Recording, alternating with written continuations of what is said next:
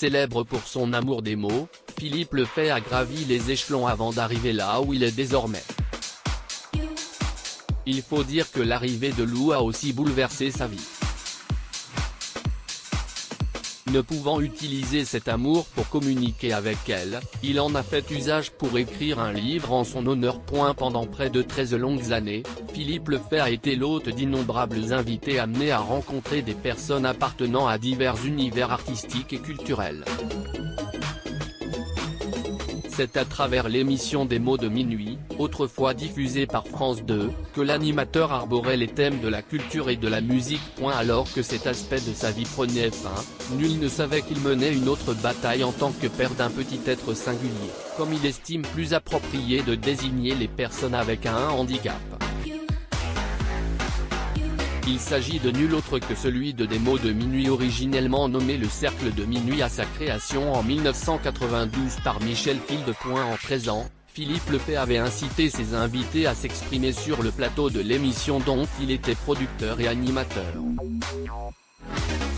Cependant, il était à son tour de s'exprimer. À travers un livre, Et tu danses, Lou, écrit et publié aux côtés de sa compagne Pomme Bessot, Philippe Lefebvre a tenu à partager un récit témoignant les problèmes de langage qu'il rencontrait, dont la cause serait une maladie génétique, celle de sa fille. Erreur médicale, l'histoire de sa fille handicapée est lorsque Philippe Lefebvre fait la rencontre de Pomme Bessot en 1990, il n'a aucune idée à l'époque qu'il partagerait tout le bonheur d'être parent à deux. Malgré tout, le coup de foudre leur ouvre la boîte du Pandore pour vivre 5 belles années côte à côte, jusqu'à ce qu'ils aient voulu accueillir un petit être dans leur foyer. D'essai rocailleux, le couple opte pour la procréation assistée, tant les cigognes sont paresseuses, plaisantait l'animateur. Alors que les médecins étaient optimistes quant à la réussite de cette grossesse et prévoyaient d'accueillir un gros bébé en bonne santé, la réalité a frappé les deux parents de plein fouet. La petite Lou pointe le bout de son nez plus tôt que prévu, le 6 juin 1996, dans un corps frêle de 45 cm et de seulement 2,2 kg. Le corps médical s'enquiert de diagnostiquer l'état de la petite Lou, et de tenter d'identifier à partir de quel moment les prédictions ont dérivé, mais en vain. Le couple lutte pour comprendre, en dépit de la douleur que ce coup de bambou sur la tête leur a causé. Néanmoins, Philippe Lefebvre et sa compagne, Pomme, savaient que leur combat venait tout juste de commencer. Grâce à une pompe gastrique, la jeune fille a dû dormir debout, leur combat au retour à la maison, rien ne s'arrange. Lou ne mange pas et pleure sans cesse.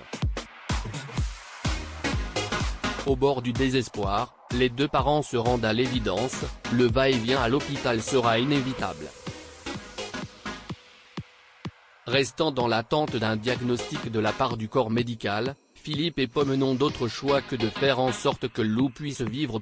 Ils sont donc contraints d'utiliser une pompe gastrique afin de la nourrir, mais cela requiert que la petite fille dorme à la verticale afin de préserver son œsophage déjà brûlé par les régurgitations. La petite Lou continuait de grandir avec peine, jusqu'à ne peser que 4 kg à l'âge de 4 ans.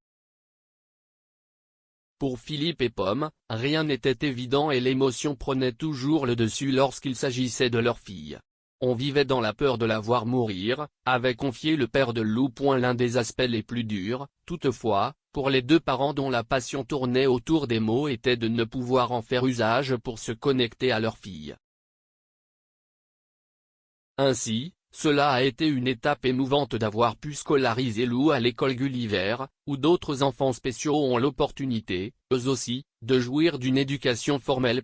Persévérant, le couple témoigne des grands efforts dont Lou fait preuve, et voit leur fille trouver de plus en plus d'indépendance. Pour preuve, elle obtient la confiance de ses parents pour se déplacer seule en métro, mais reste toujours munie d'un téléphone portable afin de communiquer en tout temps. Cette période a été tout autant difficile aussi bien pour Philippe que Pomme, qui finissent par laisser la peine les séparer. Cependant, la vie en a décidé autrement et c'est à trois qu'ils célèbrent cet amour victorieux à travers l'ouverture du bal de mariage de Philippe et Pomme, des années plus tard. Une célébration qui réchauffe le cœur de la petite famille après avoir traversé tant d'épreuves. Trop cher, son émission a été suspendue de France 2 en mai 2013, la direction annonce la suppression de l'émission des mots de minuit sur France 2. Un coup dur pour l'animateur mais pas que, puisque cette annonce a suscité une vague de réactions sur les réseaux sociaux. Définir la notion d'handicap en fait partie. À travers ses écrits, Philippe Lefebvre apporte un point de vue nouveau à la singularité de l'être humain, le qualificatif handicapé dit une particularité de la personne. Donne des droits, crée des solidarités, fédère l'attention des aidants. Il attire parfois les regards et suscite de dommageables apitoiements.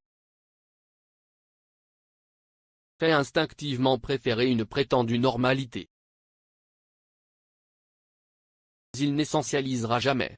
Dans cette bataille, Philippe Lefebvre devient le parrain du Festival international du film sur les handicaps, en 2021, s'il était président du jury fiction l'année précédente.